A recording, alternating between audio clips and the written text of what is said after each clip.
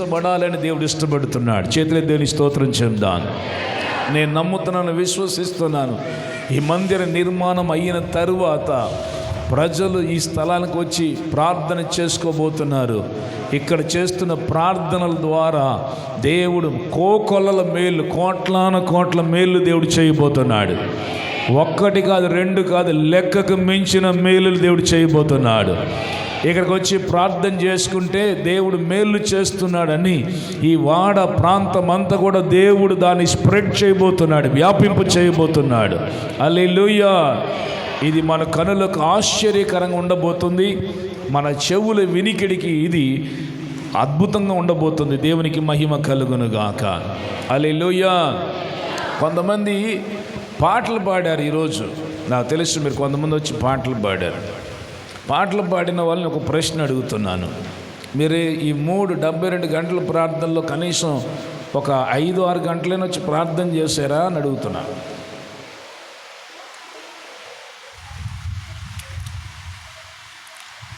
చెప్పాలి. మనం పాడుతున్నాం, వాయిద్యాలు వాయిస్తున్నాం, చక్కగా సౌండ్ సిస్టమ్ ఏని ఆపరేట్ చేస్తున్నాం, దేవుని పరిచయలో ఉన్నాం. అది దేవుని నామానికి మహిమ. కానీ ఈ 72 గంటల ఉపవాస ప్రార్థనలో కనీసం ఒక 3 గంటలైనా వచ్చి మనం పాల్గొనగలిగామా? 72 గంటలు. ఇప్పుడు 246 నెలలు, 246 ప్రతి నెల జరుగుతుంది. ఒక నెల కుదరట్లా, రెండో నెల ఒక రోజు కుదరట్లా, రెండవ రోజు. మీరు కాలం ఉందని భ్రమపడబాకండి. ఆరోగ్యం ఉంది, ఆయుష్ ఉంది, ఏదో సాకులు చెప్పుకొని బ్రతుకుతామని అనుకోబాకండి. బైబిల్ గ్రంథంలో పౌలు గారు రాస్తున్నాడు, సమయాన్ని సద్వినియోగం చేసుకోండి. అజ్ఞానుల వలె కాక జ్ఞానుల వలె సమయాన్ని సద్వినియోగం చేసుకునే వాళ్ళు జ్ఞానులు, సమయాన్ని దుర్వినియోగం చేసుకునే వాళ్ళు అజ్ఞానులు. జ్ఞానుల వలె మీరు నడుచుకోవాలి. ఆ దినములు సమీపించుట మీరు చూచే కొలది మరి ఎక్కువగా, అదే రాయబడింది, మరి ఎక్కువగా ఇంతకుముందు చేసిన భక్తి కంటే, ఇంతకుముందు చేసిన సహవాసము కంటే, ఇంతకుముందు దేవునితో నడిచిన దానికంటే మరెక్కువగా ఈ సహవాసములో కూడుకొని ఈ ప్రార్థనలోనూ ఈ యాచనలోనూ మీరు నిలిచి ఉండాలని పౌలు గారు ఈ రాబోతున్న ఈ కడవరి కాలం గురించి ముందే రాసేశారు. బైబిల్లో చెప్పబడిన మాటలు అక్షరాలుగా ఈ ప్రపంచంలో నెరవేర్చబడుతున్నవి కదా.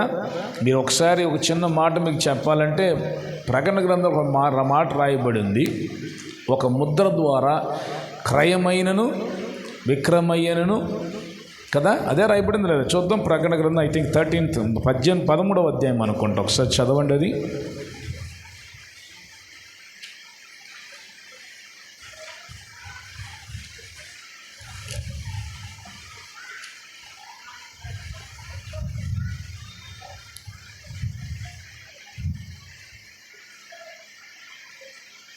పదమూడవ అధ్యాయము 17వ వచనం నుండి చదువుదా.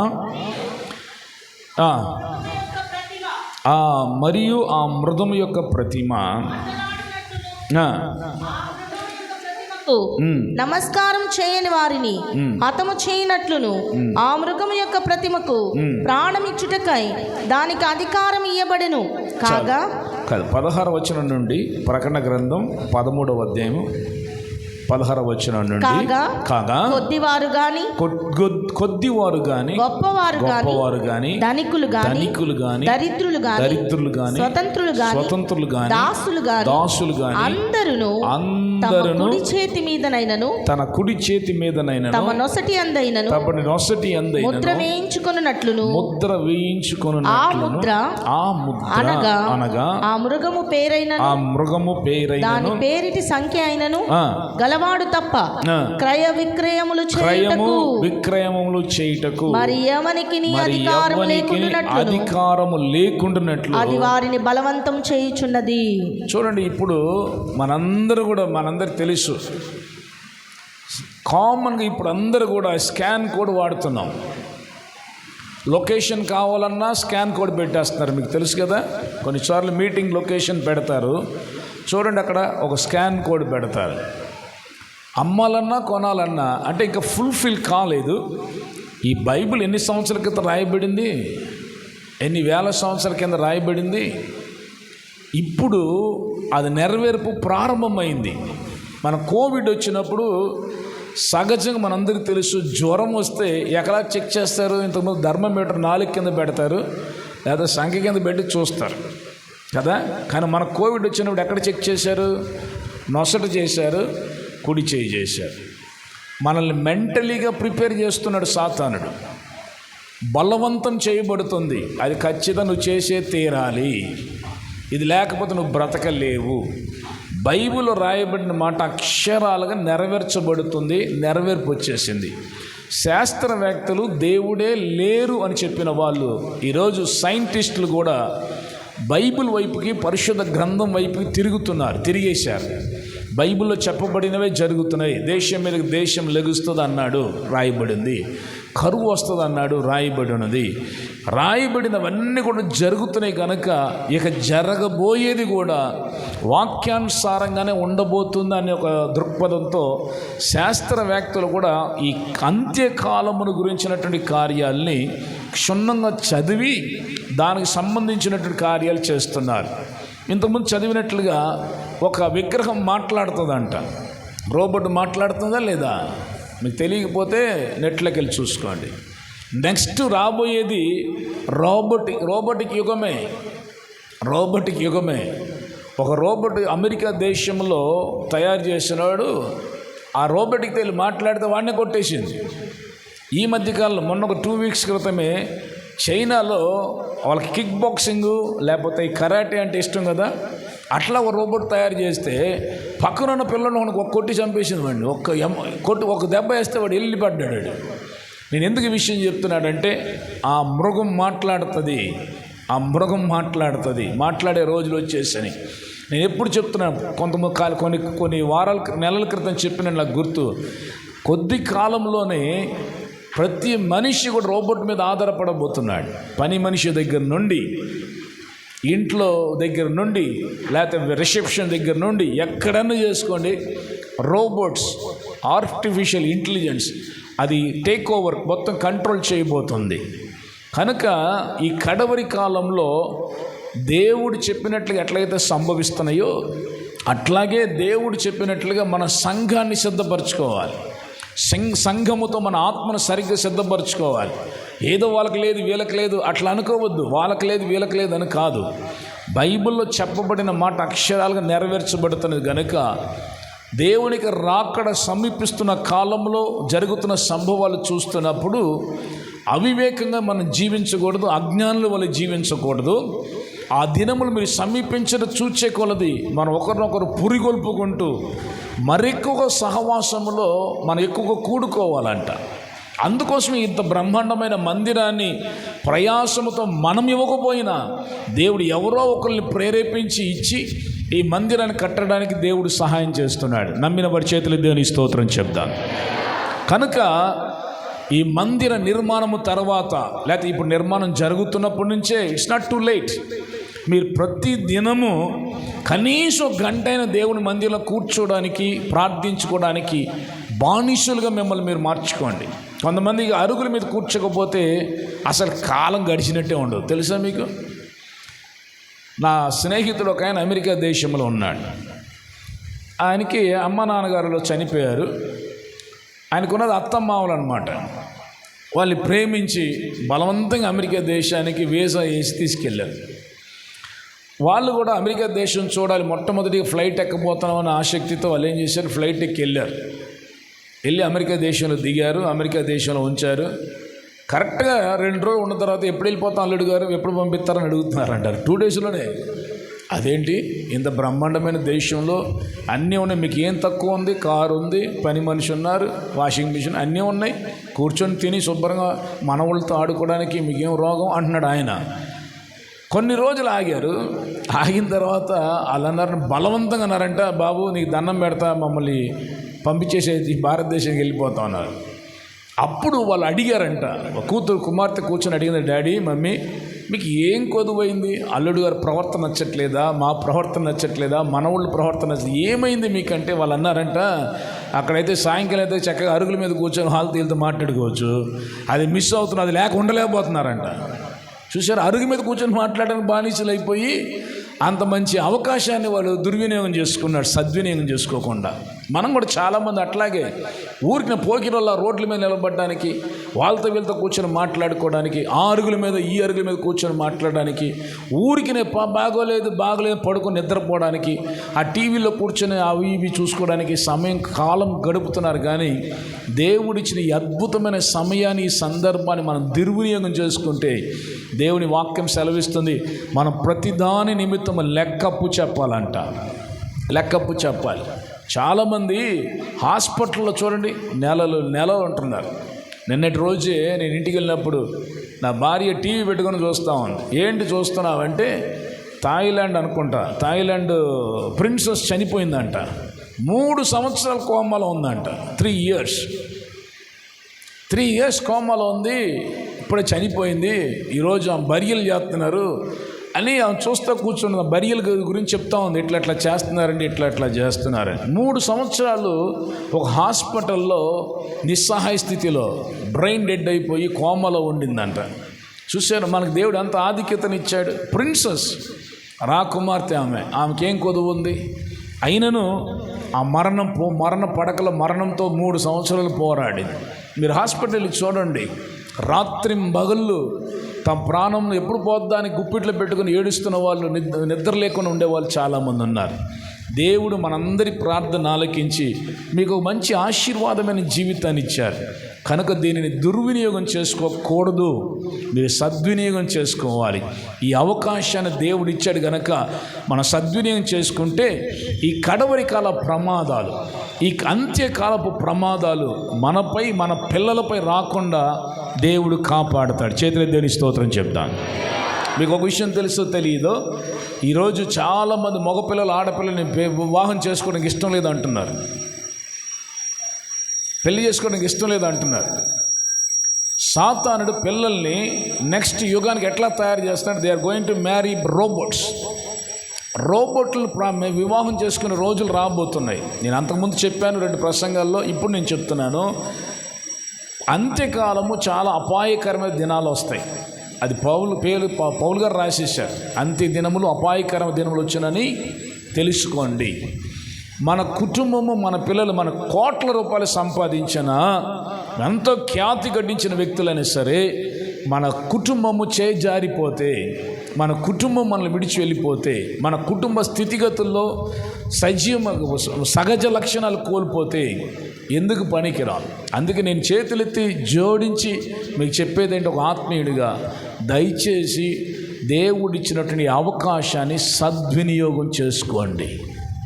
అజ్ఞానుల వలె నడుచుకోబాకండి, జ్ఞానుల వలె నడుచుకోండి. ఎందుకంటే నేను దినాన మందిరానికి వచ్చి నేను వాక్యాన్ని అందించడానికి వచ్చాను కదా, అది నాకు చూస్తున్న నా హృదయంలో భారం కొంది. ఎంత మంచి అవకాశం ఇచ్చారు, ఇంత మంచి వాతావరణం ఇచ్చాడు, ఎంత మంచి సేవకుల్ని ఇచ్చాడు. 72 గంటలు 246 నెలలు మీరు పని చేస్తా ఉంటే వాళ్ళు మీకోసం ప్రార్థన చేస్తే దేవుడు మీకు మేలు చేస్తాడా? అట్లాగా ఎవరు చెప్పారు ఆ ఉపదేశం? అట్లా లేదు. అడుగుడి, నా నామములు మీరు ఏదైనా అడగండి, 2 భూలోకములు ఏకీభవించి అడగండి. బైబిల్ అడగండి అంది, అడిగించండి అని రాయబడలా. కొంతమంది మీడియాల్లో వాటిలో మీ ప్రార్థన అవసరం పంపించండి, 50 రోజుల ఉపవాసం ఉన్న మీకోసం ప్రార్థన చేస్తాను. గుడ్, ప్రార్థన చేస్తారు, మీకు మేలు చేస్తాడా? అట్లాంటిది ఎవరి చరిత్ర ఉంది బైబిల్లో? లేదు. దయచేసి ఒక ఆత్మీయ సహోదరుడిగా మీ మేలు కోరే వ్యక్తి ఈ కడవరి దినాలు చెప్పాలి కనుక నేను చెప్తున్నాను. దేవుడిచ్చిన ఈ అద్భుతమైన మందిరాన్ని, దేవుడిచ్చిన మంచి ఆయుష్ దినాల్ని సమయమును పోని యొక్క సద్వినియోగం చేసుకుంటూ, సమయం దొరుకుతున్నప్పుడల్లా ఎడతెగకుండా మరెక్కువగా ఈ సహవాసంలో మీరు కూడి ప్రార్థించుటకు మిమ్మల్ని మీరు అప్పగించుకోండి. తప్పకుండా ఈ కడవరి దినాల్లో కూడా యోసేపును పోషిస్తూ యోసేపు ద్వారా కుటుంబాన్ని పోషిస్తూ యోసేపు ద్వారా దేశాన్ని పోషించిన దేవుడు, ఆ దేవుడు మార్పు లేనివాడు. మిమ్మల్ని, మీ కుటుంబాన్ని, ఈ దేశాన్ని పోషించుటకు మీ గర్భవాసులు నా దేవుడు దీవించి హెచ్చించునుగాక. హల్లెలూయా, హల్లెలూయా కదా. దేవునికి అసాధ్యమైంది ఏం లేదు కనుక సద్వినియోగం చేసుకొని ప్రేమతో మీకు మనవి చేస్తున్నాను. చదువుదాం బైబిల్ గ్రంథంలోంచి. నేను దేవుని ప్రసన్నతలో కూర్చొని ప్రభు సన్నిధిలో ప్రార్థన చేస్తూ ఉన్నాను. ఈరోజు ప్రభు ఏ వాక్యాన్ని అందించాలని దేవుడిచ్చిన వాక్యాన్ని మీ ముందు ఉంచుతాను. త్వరగా మనకు సమయం లేదు కనుక సమయానుకూలం కొంత సమయం ధ్యానం చేసుకుందాం. కీర్తనల గ్రంథం 37వ అధ్యాయము. కీర్తనల గ్రంథం 37వ అధ్యాయం బైబిల్లో అందరూ తీయాలి.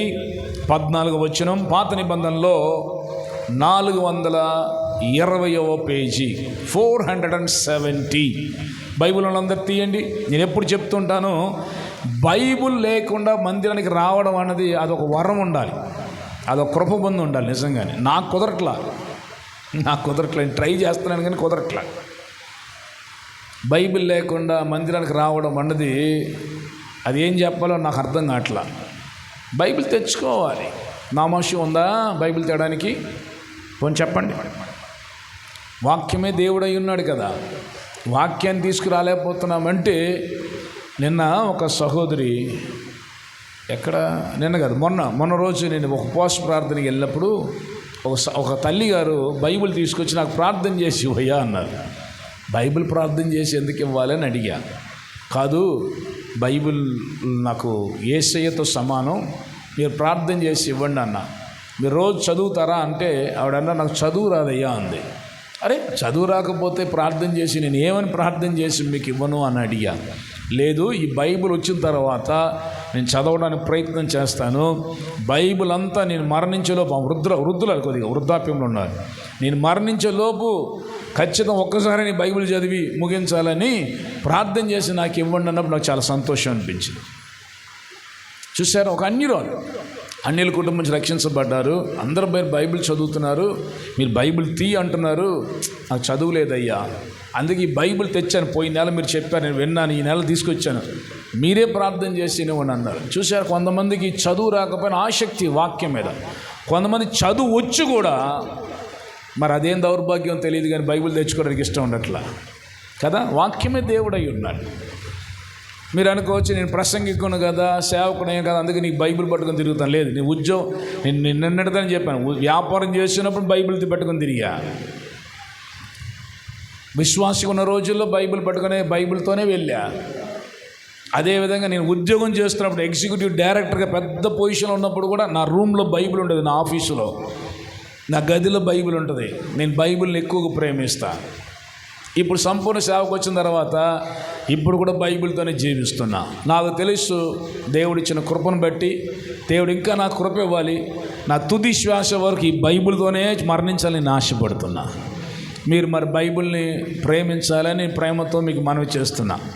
చూద్దాం, కీర్తనల గ్రంథం 37వ అధ్యాయము 4వ వచనం. యెహోవాను బట్టి సంతోషించుము, ఆయన నీ హృదయ వాంఛలను తీర్చును.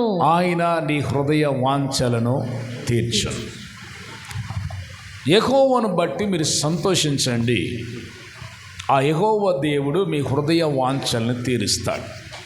ఈరోజు మీరు దేవుని సన్నిధికి వచ్చారు. సంతోషించడానికి చాలామందికి కారణాలు లేవు.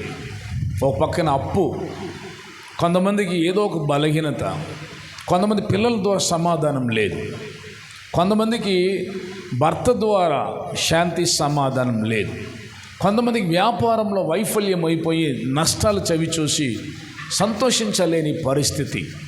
సంతోషించడానికి ఎన్ని కారణాలు వెతికి చూసినా కనబడేటువంటి ఈ దినాల్లో దేవుడు ఏమని చెప్తున్నాడంటే, యెహోవా యందు మీరు సంతోషించండి, మీరు యెహోవాను బట్టి సంతోషించుము. నేను సంతోష పెడతానని చెప్పలా, మనమే సంతోషించాలంట. దేవునికి వాక్యం చాలా అద్భుతంగా ఉంటుంది. ఈ దినము యెహోవా ఏర్పాటు చేసిన దినం, దీని యందు మీరు సంతోషించండి, ఆనందించండి అని రాయబడి ఉంటుంది. కొన్ని విషయాలు దేవుడు మనకు చేస్తాడు, కొన్ని విషయాలు దేవుడు మనతో చేయమని చెప్తూ ఉంటాడు. ఎప్పుడైతే ఆయన చేస్తానంటాడో ఆ వాక్యాన్ని, ఆ ఖచ్చితంగా వాగ్దాన్ని నెరవేరుస్తాడు. అదే సమయంలో కొన్ని మీరు చెయ్యండి అన్నప్పుడు, మనం చేసినప్పుడే ఆ ఆశీర్వాదాన్ని, లేకపోతే ఆ మాట యొక్క దీవెనలు, లేకపోతే ఆ మాట యొక్క ప్రతిఫలాన్ని మనం చూడగలుగుతాం. ఇక్కడ చెప్పబడుతున్న మాట ఏంటంటే, యెహోవాను బట్టి నువ్వు సంతోషిస్తే ఆయనంట నీ హృదయంలో ఉన్న వాంఛలన్నిటినీ తీర్చేస్తాడు. ఒకసారి నమ్మిన వారి చేతిలో దేవుని స్తోత్రం చెప్తాం. హల్లెలూయా. దేవుని బట్టి మనం సంతోషించాలి, దేవుని బట్టి మనం సంతోషించాలి. చాలామంది తమ యొక్క జీవితాల్లో ఏదో ఒక చిన్నది అనుకున్నది జరగట్లేదు అనే ఉద్దేశంతో వాళ్ళు దేవునికి దూరమయ్యే పరిస్థితులు ఉంటాయి. దేవుడు చాలా చేస్తాడండి. ఏకాంగులు సంసాలుగా చేస్తాడు, కుటుంబ జీవితాన్ని కడతాడు, మంచి వివాహ వ్యవస్థను ఏర్పాటు చేసిన తర్వాత వారి పిల్లల కొరకు ప్రార్థన చేస్తారు, గర్భఫలము దేవుడు ఇస్తాడు. డెలివరీ టైంలో కొన్నిసార్లు కొన్ని కాంప్లికేషన్స్ వలన పిల్లోడు చనిపోవలసిన, పుట్టిన బిడ్డ చనిపోవలసిన పరిస్థితి వస్తుంది. అలాంటప్పుడు చాలామంది ఏమంటారంటే, దేవుడు నాకేం చేశాడండి, దేవుడు నాకు అన్యాయం చేశాడండి, దేవుడు నాకు దూరం అయిపోయాడండి. వ్యాపారం చేయడానికి, నీకు సంపాదించడానికి సామర్థ్యాన్ని కలగజేసింది ఆయనే. ఒక వ్యాపారాన్ని ప్రారంభించడానికి ఆ ధన సహాయము కృపనిచ్చింది ఆయనే, ఆ స్థలాన్ని చూపించింది ఆయనే, ఆ వ్యాపారానికి కావలసిన అన్ని అవకాశాలు కలగజేసింది ఆయనే. కానీ వ్యాపారంలో మనం చేసిన తప్పు వలన ఆ వ్యాపారం విఫలమవుతున్నప్పుడు దేవుడు మాకు ఏం చేశారు, వ్యాపారం నష్టం వచ్చేసింది అని అంటూ ఉంటాం. చూసారు, చాలాసార్లు దేవుడు చేసిన అనేకమైనటువంటి మేళ్ళు, అనేకమైనటువంటి కార్యాలు ఎన్నో చేసినప్పటికీ కూడా ఏదో ఒక సందర్భాన్ని, ఏదో ఒక చిన్న విషయాన్ని మన జీవితంలో సంభవించలేదు, జరగట్లేదు, అనుకున్నట్లుగా అది సాధించలే ఉద్దేశంతో చాలాసార్లు మనం దేవునికి దూరమయ్యే పరిస్థితులు వస్తూ ఉంటుంది.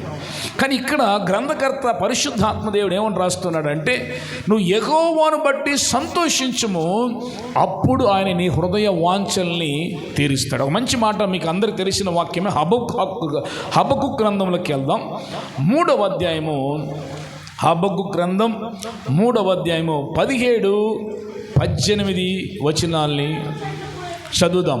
అంజూరపు చెట్లు పూయకుండినను, ద్రాక్ష చెట్లు ఫలింపకపోయినను, ద్రాక్ష చెట్లు ఫలింపకపోయినను, ఒలీవ చెట్లు కాపు లేకయుండినను, ఒలీవ చెట్టుకి కాపు లేకపోయినను, చేనిలోని పైరు పంటకు రాకపోయినను, చేనులో ఉన్నటువంటి ఆ పైరు యొక్క పంట నా చేతికి రాకపోయినను, గొర్రెలు దొడ్డిలో లేకపోయినను, గొర్రెల దొడ్డిలో గొర్రెలు నాకు లేకపోయినను, శాలలో పశువులు లేకపోయినను, నా పశువుల శాలలో పశువులు లేకపోయినను, నేను యెహోవాయందు ఆనందించెదను, నేను యెహోవానందు ఆనందించాను. ఒకసారి చేతులు దేని స్తోత్రం చెప్దా. హల్లెలూయా. ఈ గ్రంథకర్త, ఈ పరిశుద్ధాత్మ ఏమని రాస్తున్నాడంటే, నేను అన్నీ ఉన్నప్పుడు సంతోషిస్తాను, అన్నీ ఉన్నప్పుడు ఆనందిస్తాను అంట్లా. నాకు ఉన్నవి లేనప్పుడు, నా ఉండవలసినవి నా జీవితంలో లేనప్పుడు, లేకపోతే నా జీవితంలో ఉన్నవి నేను పోగొట్టుకున్నప్పుడు కూడా నేను దేవుని యందు సంతోషిస్తాను, ఆనందిస్తానని ఇక్కడ పరిశుద్ధాత్మ దేవుడు రాస్తున్నాడు. ఒకసారి చేతులు దేవుని స్తోత్రం చెప్దాం. యోబు గురించి మనకు తెలుసు. కూషి దేశంలో గొప్పవాడు, ధనికుడు, పశువులు ఉన్నాయి, పిల్లలున్నారు, పనివారు ఉన్నారు, ఒంటెలు ఉన్నాయి. ఒక వ్యక్తికి, ధనికుడికి కావలసినటువంటి సమస్తమును దేవుడు అతనికి అనుగ్రహించాడు. ఆ దేశములోనే అతడు గొప్పవాడుగా ఉన్నాడని బైబిల్ గ్రంథం చెప్తుంది. ఒకే దినమున దేవుడు అన్నిటినీ, అంటే అపవాది దేవుని దగ్గర అనుమతి పొంది సమస్తమును తీసేసుకున్న తరువాత కూడా యోబు అంటాడు, యోబు గురించి దేవుడు ఏమని సాక్ష్యం ఇస్తున్నాడంటే, తన నోటి మాటతో కూడా అతడు దేవునిని దూషించలేదంట, మారుగా దేవునిని స్తుతించాడంట. హల్లెలూయా. దేవునికి మహిమ కలుగును గాక. చాలాసార్లు మనం యోబులా ఆశీర్వదించబడాలి ఇష్టపడతాం. అదే సమయంలో, అందుకే యోబు అంటాడు, మేలు ఇచ్చాడు కదా దేవుడు, మేలు చేసినప్పుడు మనం సంతోషించాం. ఇప్పుడు ఈ శ్రమల కాలంలో, ఈ కష్టకాలంలో అదే విధముగా మనం అనుభవించడము మనకి న్యాయమే కదా. ఆయన అన్యాయస్తుడు కాదు.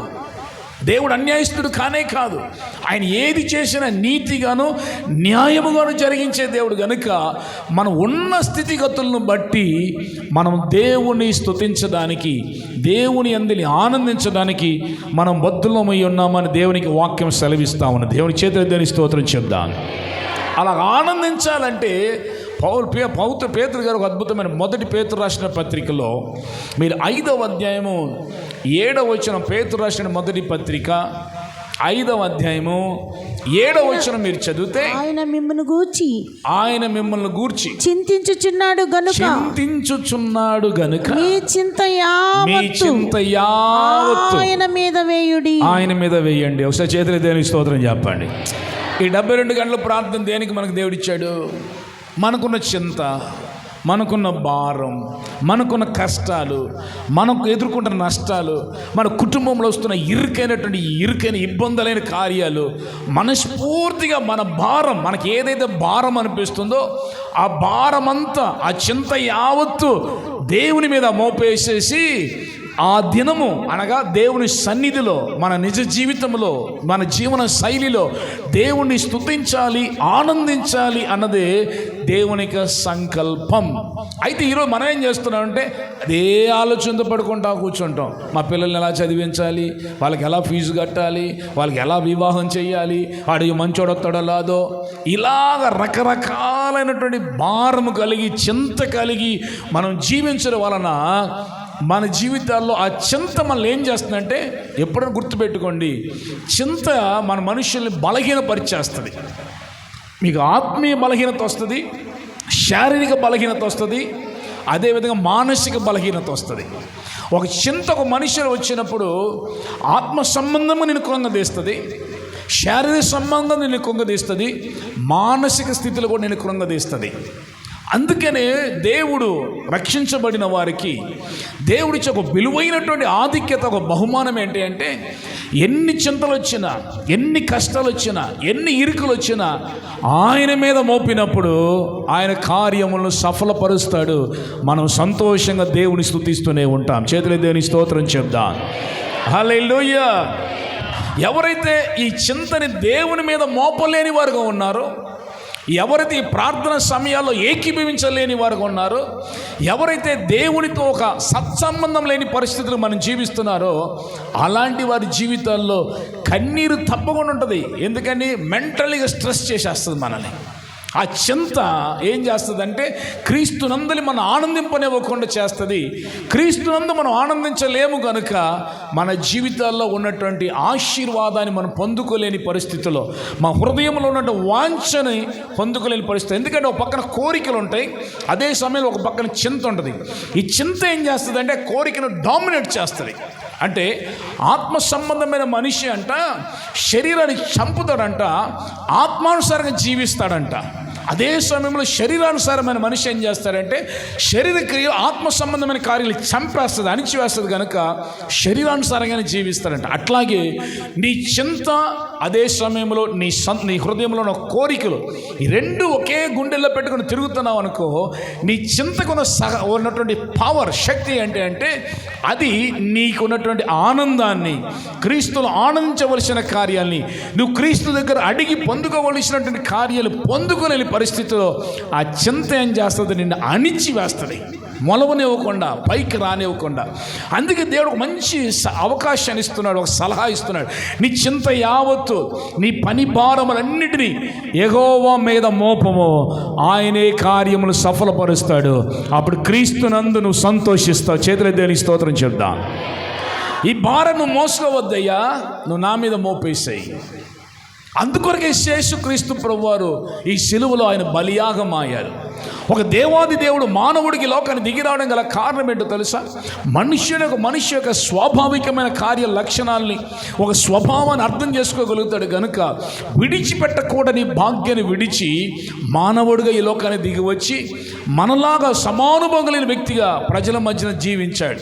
ఆయన ఒక నిరుపేదగా జన్మించాడు, నిందల మధ్యన జన్మించాడు, నిరుపేద కుటుంబంలో కష్టజీవిగా జీవించాడు, నిందల మధ్యన, అవమానాల మధ్యన, దోషాల మధ్యనే తన జీవితం జీవిత కాలమంతా గడుపుకుంటూ వచ్చారు.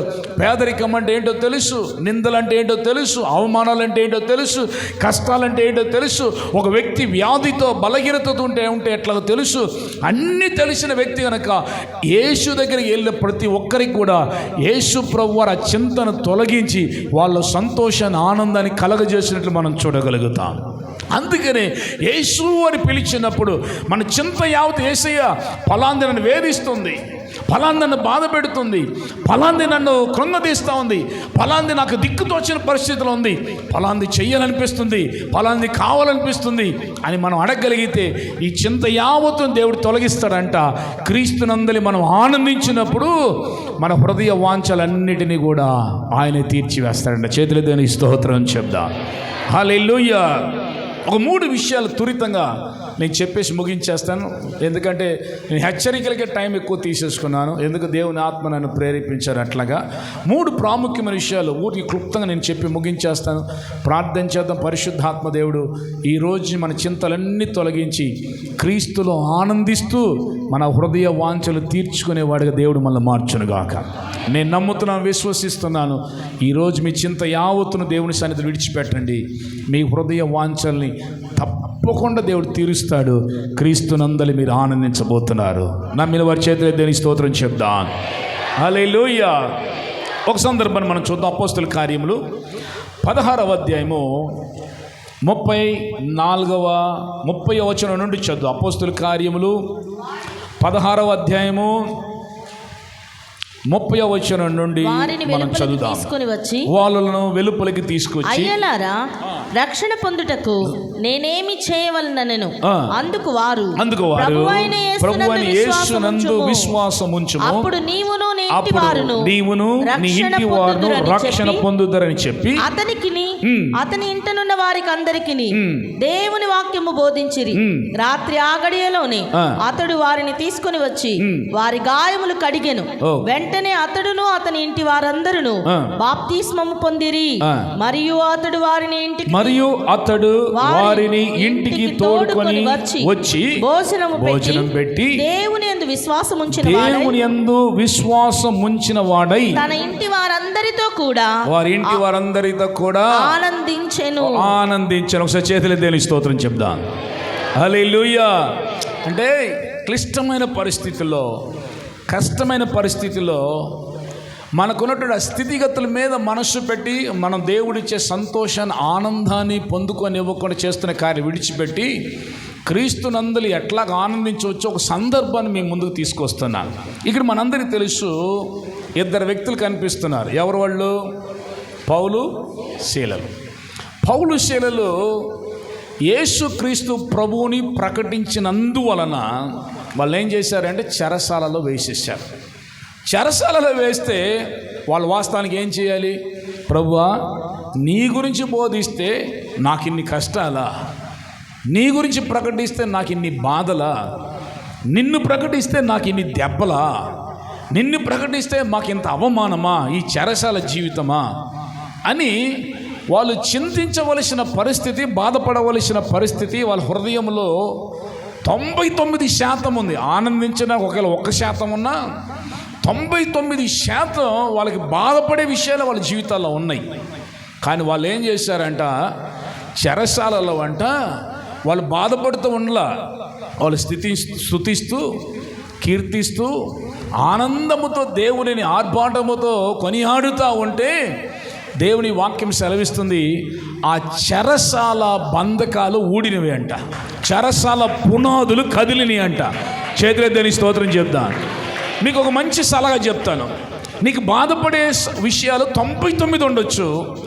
ఆ ఒకే ఒక కారణంతో నువ్వు ఎప్పుడైతే సంతోషిస్తావో, ఆనందిస్తావో, ఆ 99% నేను వేధిస్తున్న కార్యాలు ఆ 1% ఆనందము ద్వారా అవన్నీ కూడా పటాపంచలైపోతాయి. హల్లెలూయా. అట్లాగే జరిగింది అక్కడ వాళ్ళందరికీ.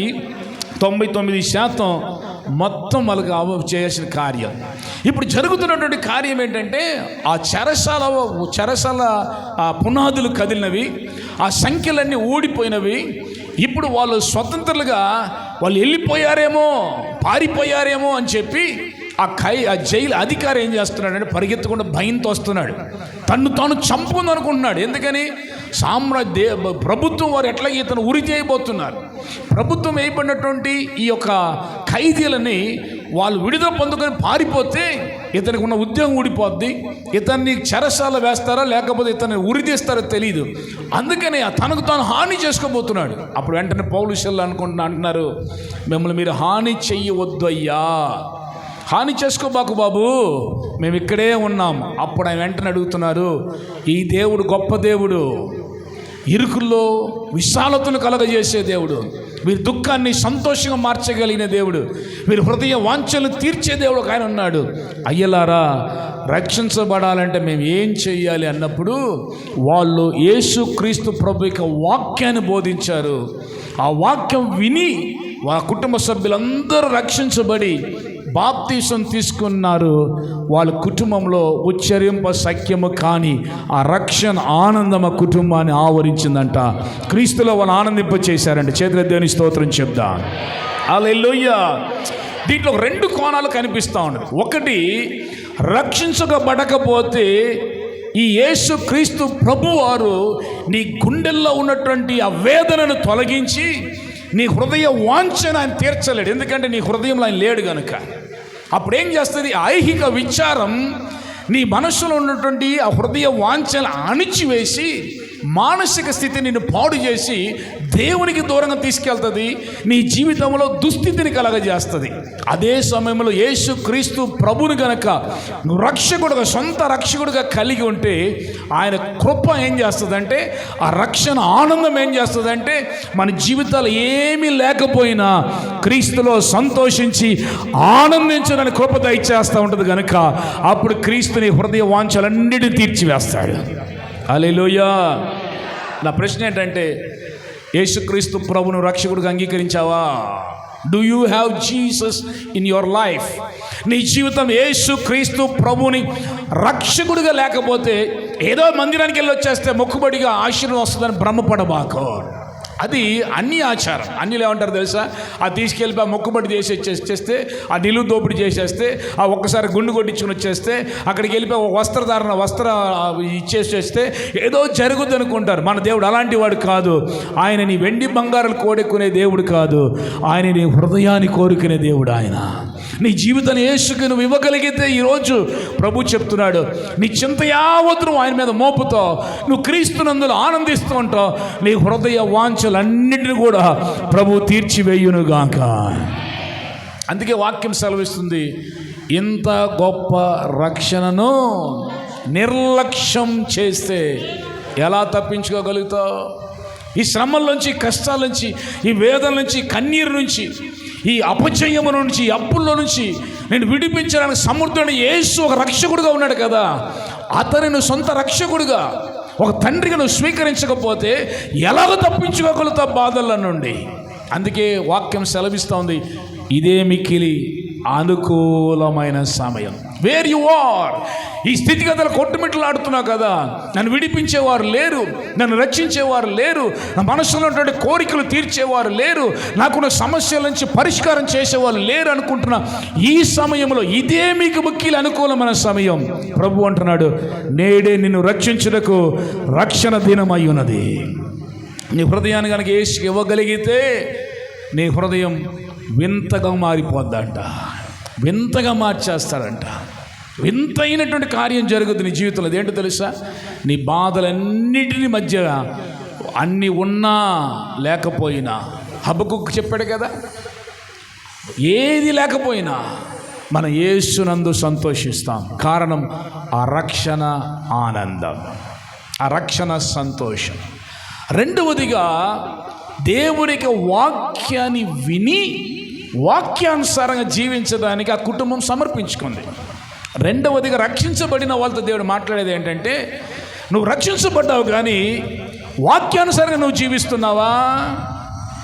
వాక్యానుసారంగా జీవిస్తున్నా. నేను దిన ఒక ఫాస్టింగ్ ప్రేయర్ పిలిచారు ఉదయకాల సమయంలో. పేరేమో కృపానిలయం ఉంది. మీ ఎవరింట్లో ఉందో మళ్ళీ మీ గురించి చెప్తాను అనుకోబాకండి బాబు. కృపానిలయం ఉంది. పక్కనే పెద్ద అద్దం ఒకటి వేలాడుతుంది పైన. నీదేంటి మొహం అద్దం దేనికి వేలాడుతుంది? మొహం చూసుకోవడం కదా, పైన వేలాడుతూ ఉన్నాయి.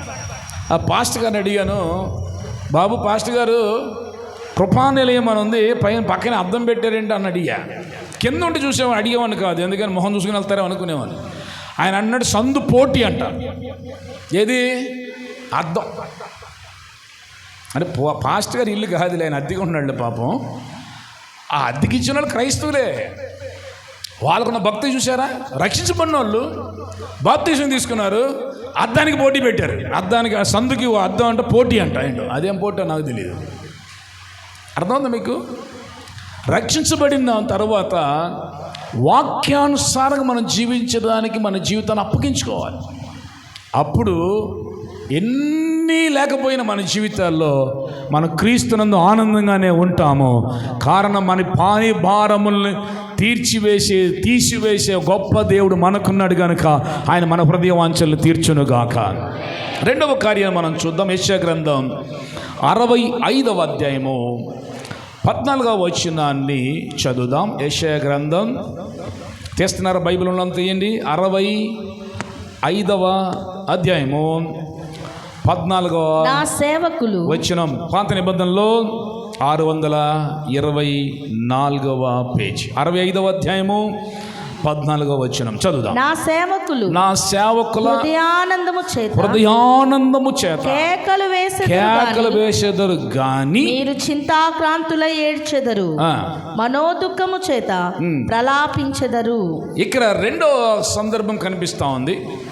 మొదటి సందర్భం ఏంటంటే రక్షణ, వాక్యానికి విధేయులై జీవించేవారి జీవితాల్లో ఎన్ని శ్రమలు, ఎన్ని కష్టాలు వచ్చినా, నిందలు, అవమానాలు వచ్చినా సంతోషంగా ఉండడానికి, ఆనందంగా ఉండడానికి కృప దయచేస్తాడు. ఆ ఆనందము ద్వారా ఆనందంగా జీవించడం వలన మన హృదయ వాంఛలు దేవుడు తీర్చేస్తాడు. రెండవదిగా ఇక్కడ కనబడుతున్న కార్యం ఏంటంటే నా సేవకుడు అని రాయబడిందా లేదా?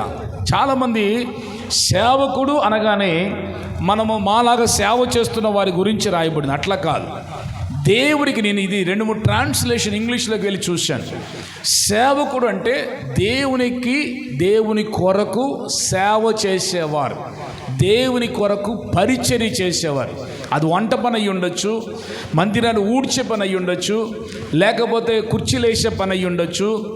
ఏదో ఒకటి దేవుని కొరకు సేవ, దేవుని కొరకు పరిచర్య, పరిచారకులు. ఇక్కడ అదే రాయబడింది. మళ్ళొకసారి మనం 65వ అధ్యాయము 14వ వచనం మళ్ళొకసారి మీరు చదవండి, మీకు అర్థమవుతుంది. ఇప్పుడు నా సేవకుల, అందరూ చదవాలి, నా సేవకుల హృదయానందము చేత మీరు మనోదుఃఖము. చూసారా? సేవకుడికి ఎన్నో కష్టాలు, ఇబ్బందులు ఉంటాయి. నేను ప్రాక్టికల్ చూసిన దాన్ని బట్టి నేను చెప్తున్నాను. సేవకుడు అంటే మేము మాత్రమే కాదు, సంఘాలలో పరిచర్య చేస్తున్నాం. మీ సంఘాల్లో కూడా నాకు కొంతమంది నేను ఎరుగుదును. ఎన్నో కష్టాలు ఉన్నాయి వాళ్ళకి, ఎన్నో ఇరుకులు ఉన్నాయి, ఎన్నో శ్రమలు గుండా వాళ్ళు వెళ్తున్నారు. అయినను ఈ శ్రమల గుండా వెళ్తున్నప్పుడు కూడా ఈ శ్రమల మధ్యన, నిందల మధ్యన వచ్చి వాళ్ళు దేవుని సన్నిధిలో దేవుని కొరకు పరిచర్య సేవ చేయడం వలన దేవుడు వారి కుటుంబాల్లో ఆనందాన్ని కలుగు చేయడం కనులారని చూశాను. నేను అనేక ప్రాంతాలను బట్టి దేవుని కృపను వెళ్తున్నాను, చూశాను. దేవుని సన్నిధిలో పరిచర్య చేస్తున్నటువంటి పరిచారకులను, అనగా దేవుని కొరకు సేవ చేసే సేవకుల జీవితాల్ని దేవుడు ఆనందభరితులుగా మార్చేస్తాడంట. వాళ్ళ హృదయ ఆనందముతో దేవుడు నింపుతాడంట. చేతులు దేవుని స్తోత్రం చెప్తాను. నేనేమంటానంటే ఒక మంచి సలహా మీకు చెప్తాను. మీ కష్టాలు ఉన్నాయి, నష్టాలు కలిగినవి, మీ జీవితంలో ఆశీర్వాదమైనటువంటి కార్యాలు జీవితం లేకపోవచ్చు, లేకపోతే ఆనందపడడానికి కావలసినటువంటి ఆనవాళ్ళు లేని పరిస్థితులు మీరు ఉండొచ్చు. ఈ కష్టాలు, ఇరుకులు, ఇబ్బందుల మధ్యన కూడా దేవుని సన్నిధికి వచ్చి మీరు పరిచర్య చేసి చూడండి. దేవుడు మిమ్మల్ని ఆనందభరితులుగా మార్చేస్తాడు. ఆ పరిచర్య నిమిత్తం, ఆ మనస్సు నిమిత్తం నీ హృదయంలో ఉన్న వాంఛలన్నిటినీ దేవుడు తీర్చునుగాక. హల్లెలూయా. మిగతా వాళ్ళ సంగతి ఆయన ఏమని రాస్తున్నాడు? ఆ 14వ వచనంలో ఆ 2వ లైన్ 3వ లైన్ చదివితే, మీరు చింతాక్రాంతులై ఏడుస్తారు. ఎవరో సేవకులు కాని వాళ్ళు, సేవ చేయని వాళ్ళు, పరిచర్య చేయలేని వాళ్ళు, పరిచర్యకి సహకరించిన వాళ్ళు, పరిచర్యలో నిలబడని వారి గురించి ఇక్కడ చెబుతున్న కార్యం ఏంటంటే, మీరు చింతాకాంతులై ఏడుస్తారు, మనోదుఖము చేత ప్రలాపిస్తారు. అయితే సేవకుల గురించి చెప్పబడిన మాట ఏంటంటే, నా సేవకుల హృదయానందము చేత కేకలు వేస్తారు. చేతులు దేని స్తోత్రం చెప్తారా? హల్లెలూయా. మనము దేవుని కొరకు, నేను నిన్నటి దినాన్ని కూడా ఆ వాక్యాన్ని నేను ప్రస్తావించాను. బైబిల్ గ్రంథంలో సొలొమోను రాజు దేవాలయం కట్టబడినప్పుడు 23 రకాల పరిచర్యలు కనబడినవి.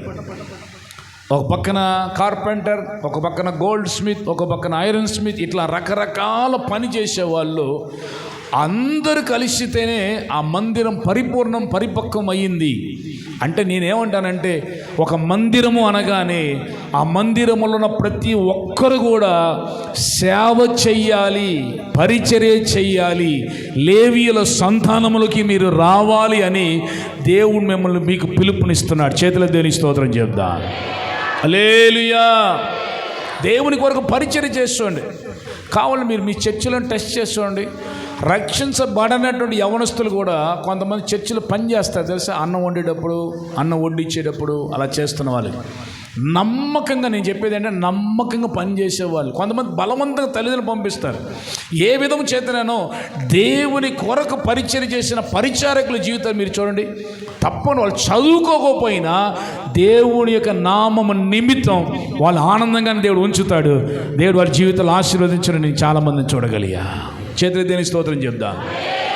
దినకర్ గారు చెప్పినట్టు అద్భుతమైన సాక్ష్యం. ప్రభు వారిని సేవకుడిగా అంత గొప్ప వ్యక్తిగా ప్రకాశింపచేయడం గల కారణం ఏంటంటే, వాళ్ళ నాన్నగారు ఒక భక్తి కలిగిన సిఎస్సి కుటుంబంలో జన్మించిన వ్యక్తి, సంఘ పెద్ద.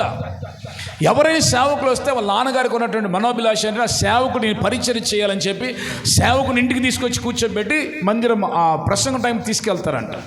అలా తెచ్చినప్పుడు దినకరం గారు ఏకైక కుమారుడైనప్పటికీ, ఒకే కుమారుడైనప్పటికీ వాళ్ళ బట్టలు ఉతికేవారంట, వాళ్ళ షూ పాలిష్ చేసేవారంట, దగ్గరుండి రిసీవ్ చేసుకునేవారంట, దగ్గరికి తీసుకెళ్ళి వదిలిపెట్టేవాళ్ళంట, వాళ్ళకి కావలసిన భోజనాలు, టిఫిన్లు అన్ని దగ్గరుండి చూసుకునేవారంట.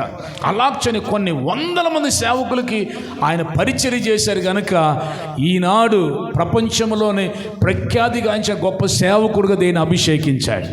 ఎందుకని? దేవుని సేవకులకు, దేవుని మందిరములో దేవుని ప్రజలకు పరిచర్య చేయడం అది ఒక ఘనమైనదిగా ఎంచుకున్నారు కనుక చేతులు దేవుని స్తోత్రం చెప్దాం. హల్లెలూయా. ముగించేస్తున్నాను. 3వ కార్యం మనం చూద్దాం. కీర్తనల గ్రంథం 37వ అధ్యాయము 11వ వచనం చదువుదాం. కీర్తనల గ్రంథం 37వ అధ్యాయము 11వ వచనం. దీనులు భూమిని స్వతంత్రించుకొందరు, బహుక్షేమము కలిగి సుఖించెదరు. ఒకసారి చేతుల దేవుని స్తోత్రం చెప్దాం. మన తెలుగు ట్రాన్స్లేషన్ ఎట్లా ఉంది? మీరు ఇంగ్లీష్లో కానీ తమిళ భాషలో కానీ మీరు చూస్తే, దీనులు అంట భూమిని స్వతంత్రించుకుంటారు, మహానందముతో వాళ్ళు జీవిస్తారని రాయబడింది. ఎందుకు అట్లాగంటే వాళ్ళు దీనులు గనుక. అందుకే యేసు ప్రభువు అన్నారు, ఆత్మలో దీనులైన వారు ధన్యులు, వాళ్ళు ఏం చేస్తారంట? చూద్దాం మత్తయి సువార్త. మీరు అట్లా విచిత్రం చూస్తున్నారండి. 5వ అధ్యాయము 5వ వచనం మీరు చదవండి. ఆత్మ విషయమై దీనులైన వారు ధన్యులు, పరలోక రాజ్యం.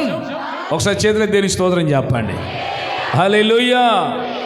ఆత్మలో, ఆత్మీయ స్థితిగతిలో దీనులుగా ఉండాలి. ఈ దీనులు ఎవరి దగ్గర నేర్చుకోగలుగుతాం? యేసు ప్రభు చెప్పిన మాట మత్తయి సువార్త 11వ అధ్యాయము 29వ వచనం చదువుదాం. మత్తయి సువార్త 11వ అధ్యాయం 29వ వచనం. నేను సాత్వికుడను, దీన మనసు గలవాడనై గనుక మీ మీద నా కాడి ఎత్తుకొని, మీ మీద నా కాడిని ఎత్తుకొని నా యొద్ద నేర్చుకొనుడి. నా యొద్దే నేర్చుకొని. ఒకసారి చేతుల దేవుని స్తోత్రం చెప్దాం.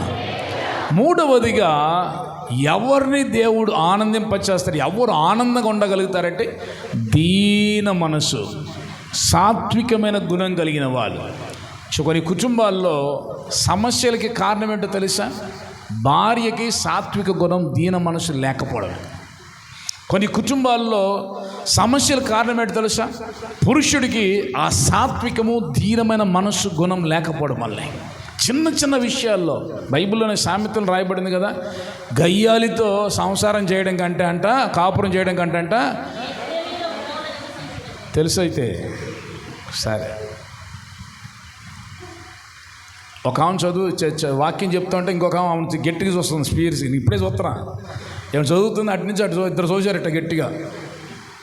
మామూలు చూపు కదా, ఇటు గట్టిగా చూశారు, కళ్ళు పెద్దవి చేసి. ఎందుకు గయ్యాలితనం వచ్చింది చెప్పండి? ఎందుకు కుటుంబాల సమస్యలు వస్తున్నాయి? ఎందుకు ఆశీర్వాదం మనం స్వతంత్రించుకోలేకపోతున్నాం? ఇంట్లో 2 ఉన్నారు, 3 ఉన్నారు, 4 ఉన్నారు. మీ 4 ఒక ఏక మనసు లేకపోవడం ప్రధానమైన కారణం ఏంటి తెలుసా? ఒక సాత్వికం లేకపోవడం వల్ల. ఒకరినొకరు సహించుకుంటూ, ఒకరినొకరు క్షమించుకుంటూ, ఒకరినొకరిని పురిగొల్పుకుంటూ, ఒకరినొకరిని ఆ కుటుంబ జీవితాన్ని కట్టుకుంటూ ఉంటే ఆ కుటుంబంలో దేవునికి ఆనందం నిలిచి ఉంటుంది. అప్పుడు మన కుటుంబంలో ఉన్నటువంటి ప్రతి అవసరతలు, అక్కరతలు దేవుడు తన మహిమలోంచి తీర్చునుగాక. ఈరోజు ప్రభు చెప్తున్న కార్యం ఏంటంటే, ప్రభు నీ మనసున్న బాధలన్నీ ఉన్నప్పటికీ కూడా నువ్వు క్రీస్తునందు దేవుని యందు ఆనందించు, అప్పుడు నీ హృదయ వాంఛల్ని తీర్చేస్తాడు. కోవిడ్ కాలం చచ్చిపోవాలి, నువ్వు బ్రతికావు, బ్రతికించినందుకే దేవుని మనం స్తుతించాలి. చాలామంది కోవిడ్ కాలంలో తమ అవయవాలు పోగొట్టుకున్నారు, దుస్థితిలో దిగజారిపోయారు. దేవుడు ఈరోజు నీకు మంచి ఆయుష్ ఇచ్చాడు, ఆరోగ్యం ఇచ్చాడు, మందిరానికి రాడు కృప ఇచ్చాడు. ఇందుని బట్టి మనం దేవుని స్తుతించాలి. దేవుని స్తుతించడానికి, క్రీస్తునందు ఆనందించడానికి అనేకమైన కార్యాలు ఉన్నాయి. కానీ హబక్కు గ్రంథకర్త చెప్పినట్లుగా నా జీవితంలో అన్నీ నేను కోల్పోయినా, అన్నీ వెళ్ళిపోయినా, నేను యేసునందు నేను ఆనందిస్తా, దేవుని యందు నేను ఆనందిస్తా. దేవుని యందు మీరు ఎంతగా మీరు ఆనందిస్తారో, అందుకే పౌలు గారు అంటారు, యేసయ్యలో మీరు సంతోషించండి, ఎల్లప్పుడూ సంతోషంగా ఉండండి, ఎల్లప్పుడూ సంతోషంగా ఉండండి. ఎందుకని? రక్షకుడు యేసు మనకున్నాడు, ఆయన మీద మన పని భారం మోపేస్తాం కనుక ఆయనలో సంతోషంగా ఉంటే మనకు ఒక విశ్వాసం, నిరీక్ష ఏంటంటే ఆయన మన భారాలన్నింటినీ తొలగిస్తాడు. ఆయన మన హృదయంలో ఉన్న ప్రతి అవసరతకు దేవుడు దర్శిస్తాడు. తగిన కాలంలో దేవుడు అద్భుతం చేస్తాడు. చేతులు దేవుని స్తోత్రం చెప్తాం. హల్లెలూయా. ఈరోజు ప్రభు మీకు ఇస్తున్న వాగ్దానం ఏంటంటే, మీ హృదయ వాంఛల్ని ఆయన తీర్చేస్తాడు. మీ హృదయ వాంఛలు ఆయన తీరుస్తాడు. తీర్చే దేవుని యందలి మీరు ఆనందంగా ఉండాలి. ఇంకా పోలేదే, ఇంకా తీరలేదే అనుకోవద్దు. దేవుడు వాగ్దానం ఇచ్చేస్తాడు, మీ హృదయ వాంఛలు తీరుస్తానని. కనుక మన క్రీస్తునందు విశ్వాసముతో ఆనందభరితులుగా మనం ఉండాలి, ఆనందముతో ఉండాలి. అప్పుడు దేవుడు మన హృదయ వాంఛలు తీర్చేస్తాడు. చేతులతో స్తోత్రం చెప్దామా? మొట్టమొదటిగా నేను ఇచ్చే పిలుపు ఏంటంటే, ఒకవేళ రక్షించబడకపోతే ఈ ఆ రక్షణ ఆనందమే అన్ని పరిస్థితుల మధ్యన ఆనందంగా ఉండడానికి కృప దయచేస్తుంది. ఆయన ఇచ్చే కృప అది. ఇప్పుడు ఆ కుటుంబము, ఆ జైలు అధికారి కుటుంబము వాస్తవానికి కన్నీరైపోవాలి, భర్తను తండ్రిని పోగొట్టుకున్న కుటుంబంగా మారిపోవాలి. కానీ ఆయన ఒక మంచి మాట చెప్పాడు, ఏంటంటే, అయ్యలారా, రక్షణ పొందడానికి నేనేం చేయాలి? ఈ జైలు నుంచి మీరు వెళ్ళలేదు కదా, మీరు ఉండిపోయారు కదా, మీకు భోజనం పెట్టిన అడగలా.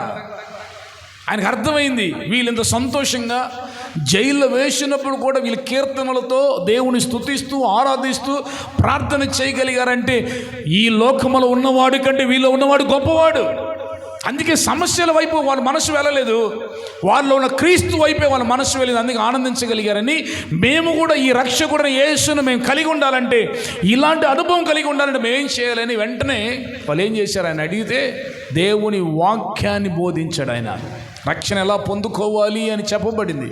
బైబిల్ గ్రంథం చెప్తున్న వెంటనే అతని ఇంటి వారందరూ కూడా బాప్తీసం తీసుకొని రక్షణ పొందారు, ఆనందముతో ఉన్నారంట. చేతుల దేవుని స్తోత్రం చెప్దాం. హల్లెలూయా. అందుకే కీర్తనకారుడు 118వ అధ్యాయంలో రాయబడి ఉంటుంది, మీ గృహాలంట రక్షణ ఆనందముతో మీ కుటుంబాలు నింపబడాలి. ఈరోజు రక్షించబడకపోతే నీ కుటుంబంలో సంతోషం ఉండదు, దుఃఖం, వేదన, కన్నీరు ఉంటుంది. మానసిక ఒత్తిడి వలన నువ్వు మానసికంగా ఒత్తిడికి గురవుతావు. శారీరకంగా ఒత్తిడి గురవుతావు, నీ గుండెలను వేదనను బట్టి ఆత్మీయం కూడా కృంగిపోతావు. అయితే క్రీస్తునందు ఉంటే, క్రీస్తునందున్న వాడికి ఏ శిక్షా విధి లేదు. క్రీస్తునందు ఉంటే, యేసు ప్రభు రక్షకుడికి మనం కలిగి ఉంటే ఆ ప్రభు యొక్క రక్షణ ఆనందాన్ని కలగజేస్తుంది. మన చింత యావత్తు ఆయన మీద మోపేస్తాం కనుక ఆయన మన బనిభారాలు తొలగిస్తాడు, మన హృదయ వాంఛలు తీర్చేస్తాడు. దేవునికి మహిమ కలుగునుగాక. రెండవదిగా, మళ్ళొకసారి మీ ఆత్మీయ సహోదరుడిగా, ఒక సేవకుడిగా నా మీద ఉన్న కర్తవ్యాన్ని బట్టి దేవుడు నాకు చెప్పిన దాని భారముతో మీతో పంచుకుంటున్నాను. ఈ మందిరములో రక్షించబడిన ప్రతి ఒక్కరూ ఈ మందిరములో మీరు పరిచారకులుగా, పనివారుగా మారాలి. నేను సోగ్గా వచ్చి ఆ టైం మాత్రం పాట పాడి వెళ్ళిపోకూడదు. దేవుడిచ్చిన తలాంతుని దేవుని కొరకు వాడాలి. పాడేవాళ్ళు ఈ మందిరంలో ఎన్ని ఆరాధనలు జరిగి వచ్చి పాడాలి. ఆదివారం వచ్చి ప్రజలు చూసినట్టు పాడి వెళ్ళిపోవడం కాదు. నో, మీ ఆరాధన ద్వారా, మీ పాటల ద్వారా మీరు పాడుతున్నప్పుడే ప్రజలకు పరిశుద్ధాత్మ దేవుడు దిగి రావాలి, అద్భుతాలు, స్వస్థతలు జరగాలి. మీరు పరిచర్య చేస్తున్నప్పుడు ఒక మనిషి కొరకు చేస్తున్నట్లు కాక దేవుని కొరకు చేసినట్లుగా దేవుని మందిరంలో పరిచర్య చేయండి. మీ పరిచర్య ద్వారా దేవుడు మహిమపరచబడతాడు. మీరు చేస్తున్న పరిచర్యను బట్టి మిమ్మల్ని దేవుడు ఆనందభరితులుగా మార్చేస్తాడు, మీ హృదయ వాంఛలు తీరుస్తాడు. దేవునికి మహిమ కలుగునుగాక. మీరు పరిచర్య చేయకపోతే బైబిల్లో చెప్పబడిన మాట నేను చెప్పట్లా, దుఃఖాక్రాంతురాలుగా, దుఃఖముతో, వేదనతో, కన్నీళ్లతో, నిట్టూర్పుతో, నష్టాలతో మన మందిరంలో ఉన్న ప్రతి అవయవాలు పని చేయాలి. క్రీస్తు శరీరంలో మన అంగంగా మార్చబడ్డాం, యేసు రక్తం చేత కడగబడ్డాం, దేవుని బిడ్డలుగా మనం మారిపోయిన తర్వాత దేవుడు మన మీద ఉంచిన ఒక్కొక్క తలాంతుని దేవుని కొరకు మనం వాడాలి. ప్రతి ఒక్కరికి తలాంతు ఉంది. ప్రతి ఒక్కరు, కొంతమంది మాట్లాడగలరు, కొంతమంది పాడగలరు, కొంతమంది చూడగలరు, కొంతమంది ఎదుటి వాళ్ళని అజ్జిమాయిష్ చేయగలరు, ఏదో ఒకటి చేయగలరు. ఏదో కృప ఉంది మీ మీద. అది ఇంట్లో చూపించడం కన్నా మందిరంలో చూపించండి. దాన్ని బట్టి దేవుడు మిమ్మల్ని ఆశీర్వదిస్తాడు. చేతులు దేవుని స్తోత్రం చేద్దాం. మీకు మాత్రమే కాదు, కొంతమంది చేతులు ఎత్తట్లు. ఎందుకని? మళ్ళీ ఎక్కడ రావాలనుకుంటున్నారు కదా. అందరూ ఒకసారి చేతులు వేసి స్తోత్రం చెప్పండి అమ్మా. అయ్యలారా అందరూ చేతులు స్తోత్రం చేద్దాం. హల్లెలూయా. పరిచర్య చేస్తే దేవుడు నేను ఆనందంగా ఉంచుతాడయ్యా, ఆనందంగా ఉంచుతాడు. నా చిన్ననాటి ప్రాయంలో రక్షించబడిన ప్రారంభ దశలు నేను చేసిన దశ వాల్ పోస్టులు వేసేవాడిని. ప్రతి నెల ఇక అదే పని, వాల్ పోస్టులు వేయడం, కరపత్రాలు పంచడం, అదే ఆ పాంప్లెట్లు పంచడం. ఆ తర్వాత దేవుడు పరిచర్య భారం, ఆ సేవ భారం ఇచ్చిన తర్వాత ఆ పాంప్లెట్లు పంచే అలవాటు ఉంది కదా, దాంతో నేను కరపత్రాలు పంచడానికి ప్రారంభించాను. కరపత్రాలు పంచడం ప్రారంభించిన తర్వాత కొంతమంది దేవుని గురించి అడుగుతారుగా, చెప్పేవాడిని. దాన్ని బట్టి అయ్యా కొంచెం ప్రార్థన చేయమనేవాళ్ళు. ప్రార్థన చేసి స్వస్థతలు వచ్చేది. నెక్స్ట్ స్టెప్ దేవుడు తీసుకెళ్ళారు. హాస్పిటల్ విజిట్ చేసి ప్రార్థన చేస్తున్నప్పుడు చాలామందిని దేవుడు లేపి నడిపించాడు ఆ దినాల్లో. ఇప్పటికి నాతో సేవలో ఆ అనుభవాల్లో సహకరించినటువంటి సహోదరులు ఉన్నారు. ఇప్పుడు సేవకులు అయిపోయారు. వాళ్ళ దగ్గర అడగండి. ఆ రోజులు కుంటివారు లేచి నడిచిన రోజులు ఉన్నాయి.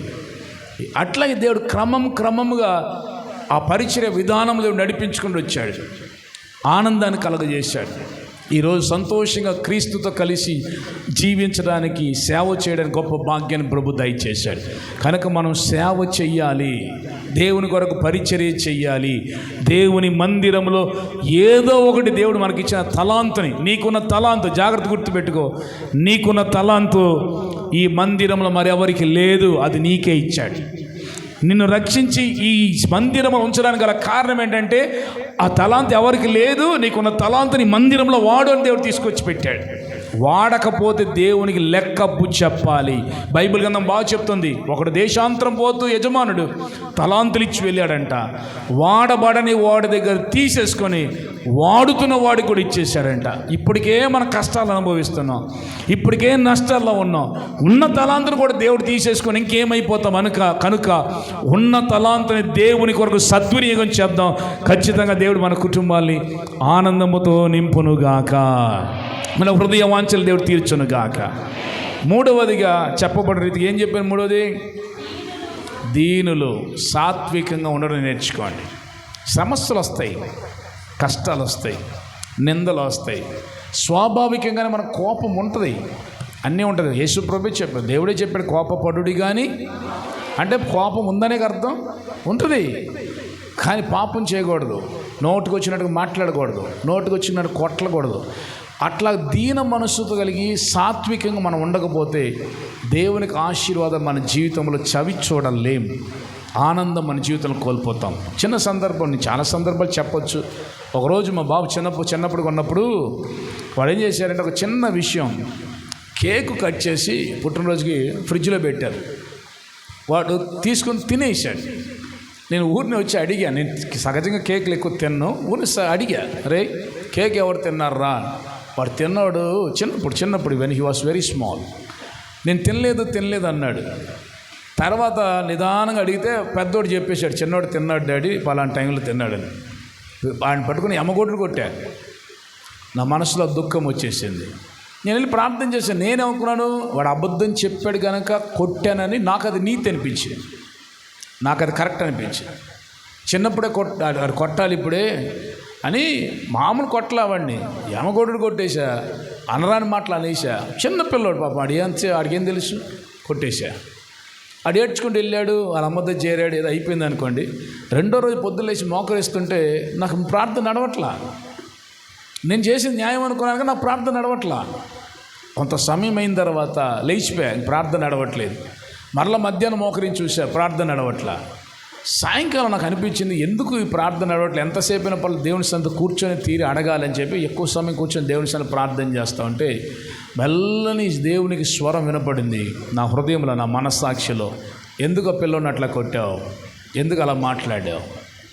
వెంటనే నేనేం చేశాను తెలుసా, రాత్రికి రాత్రి లేచిపోయి వెంటనే నేను కేక్ కావాలని చెప్పి అక్కడికో వెళ్ళి కేక్ తీసుకొచ్చి మా పిల్లవాడు చిన్నవాడు, వాడికి సారీ చెప్పి ఆ కేక్ తినిపించి ఆ తర్వాత ప్రార్థన చేస్తే నాకు ప్రార్థన నడిచింది. చిన్న చిన్న విషయాలు, భార్య భర్తలు తన్నుకొని భర్త మాట విధేయత చూపించకుండా దేవుని మందిరంకి వచ్చి ప్రార్థన చేస్తే మీ ప్రార్థన ఆలకిస్తారు అనుకోబాకండి. మీరు చాలామంది దేవుని సన్నిధిని అనుభవించలేకపోవడం గల కారణం ఏంటంటే మీ సాత్వికమైన దీన మనసు లేదు కనుకనే. యేసులోనే మనం నేర్చుకోవాలి, రోజు అడగాలి, నీ మనసు నాకు ఇవ్వయ్యా, నీలాంటి సాత్విక గుణం, దీన మనసు నాకు దయచేయండి, మీకులాగా నేను మారాలి, మీకులాగా నేను జీవించాలి, నా జీవన శైలి, నా జీవన స్వభావం అంతా యేసులాగా మారాలని అడిగితే ప్రతి దినము ఒక్కొక్క రోజు ఒక్కొక్క విషయాల్లో క్రియేట్ చేస్తాడు. ఆ దీన మనసు కలిగి ఉంటాం కనుక భూమిలో సమస్తాన్ని మనం స్వతంత్రించుకుంటాం. తద్వారా మన జీవితాల్లో ఆనందభరితులుగా మనం జీవించగలుగుతాం. చేతుల దేవుని స్తోత్రం చెప్దాం. ఒకరోజు క్యాథలిక్ సిస్టర్స్ ఫాదర్స్ వాళ్ళు ఒకరోజు ప్రేయర్ జరుగుతూ ఉంది ఒక చోట, కాన్ఫరెన్స్. అప్పుడు నేను కంప్యూటర్ హార్డ్వేర్ చేస్తున్న వాళ్ళకి నేను కంప్యూటర్ సప్లై చేసేవాడిని. నేను వెళ్ళి అడిగాను, మీ అందరికీ ఫాదర్ల సిస్టర్లకి క్యాథలిక్స్ అందరికి కూడా పెద్ద పెద్ద స్కూల్స్, పెద్ద పెద్ద గ్రౌండ్స్ ఉంటాయి, ఎవరికి లేనటువంటి ఆధిక్యత దేవుడు మీకు ఇచ్చాడు, రీజన్ వై అని అడిగా. నేను చెప్పేటప్పుడు ఒక 20 సంవత్సరాల క్రితం. అప్పుడు ఒక ఫాదర్ గారు ఒకటే అన్నాడు, ఈ వాక్యాన్ని చూపించాడు. మేము దీన మనసు కలిగిన వాళ్ళం, సాత్వికులం కనుక మేము భూమిని స్వతంత్రించుకుంటున్నాం. కొన్నిసార్లు కుటుంబాల్లో లక్షల రూపాయల రాబడి ఉంటుంది, ఇల్లు ఉండదు తెలుసా. కారణం ఏంటంటే ఇంట్లో బ్యా అని అడుగుతారు సార్, అది రాకూడదు, ఆ బ్యాలు ఉండకూడదు. సాత్వికంగా మారాలి, దీన మనసుగా మారాలి, అక్షయమైనటువంటి అలంకారాన్ని మీరు ధరించుకోవాలి. మీ మాటలు మృదువైనదిగా ఉండాలి, ఉప్పు వేసినట్లుగా ఉండాలి. 10 మాటలు ఎక్కువ ఎదుటి మాట్లాడితే 1-2 మాటలు ఉప్పు వేసినట్లుగా క్రమంగా మాట్లాడండి. మిమ్మల్ని మీరు అలంకరించుకోండి. తప్పకుండా మీ హృదయ వాంఛల్ని, ఇబ్బందిగానే ఉంటుంది, అది కఠినంగానే ఉంటుంది, కష్టపెట్టేదిగానే ఉంటుంది, కానీ మీ సాత్వికమైన హృదయాన్ని బట్టి దేవుడు మీ హృదయ వాంఛలు దేవుడు తీర్చేస్తాడు. లోబడని యొక్క భర్తను కూడా దేవుడు లోబరుచుకుంటాడు, మారని భర్తను కూడా దేవుడు మార్చేస్తాడు, మార్పులేని భార్యను కూడా దేవుడు మార్చేస్తాడు. అది కావాలి, అది దేవుడు ఇష్టపడుతున్న కార్యం. అందరూ లేచి నిలబడదాం. ప్రభువు